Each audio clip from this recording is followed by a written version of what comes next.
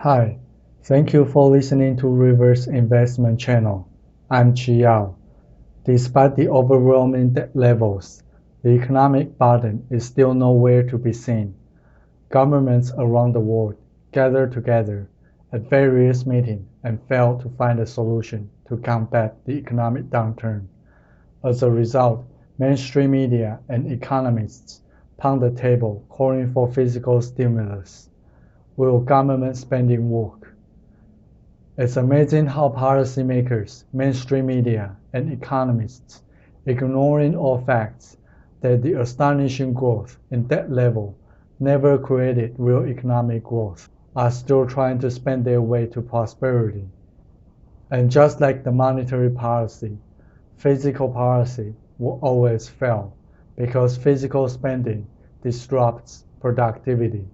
Government spending first takes place in taking productive resources from the society, such as capital and human resources, and then put them into central planning programs.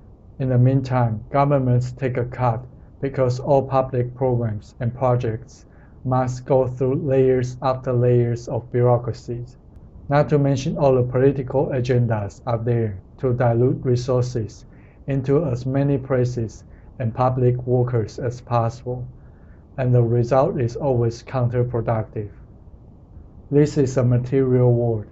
Without government intervention, private sectors must produce goods and services that people want. Private sector must compete to provide the best products in the most efficient way to optimize the profits. People will always try to make most amount of goods to trade.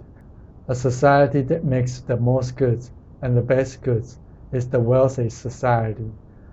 The same way holds true across the history, and still holds true now. Less goods means less wealth. Money is only the medium. It doesn't matter how much currency we spend. Without products, currency is just a worthless paper, even for the ultimate money, gold and silver. First of all, speculators don't work, and speculators don't produce. Physical spending only reallocate productive people into government workers, so the total goods in the society go down. The process takes in wealth by force and give the wealth to different people.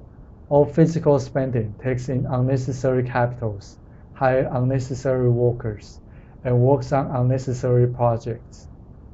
If opened to private competition, the public programs always lose money. Since 18th century, government-subsidized railroads failed to compete with private-only railroads because private railroad companies didn't have to hire unnecessary personnel and build unnecessary routes for political reasons.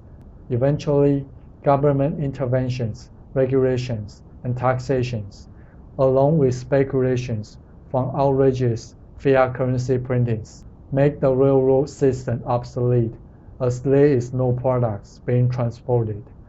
All government programs take in productive people and turn them into productivity barriers. Even for a welfare system, people hired by government are paid to take wealth from productive people instead of producing goods. The sad thing is, because of the welfare system, less people left to make goods, and productive people end up working more for less. Governments encourage speculations and destroy productivity. From the 18th century to early 20th century, entrepreneurs could build railroads across continents and sail ships across oceans. Speculation has made it impossible to construct efficient public projects that were feasible to private sectors before.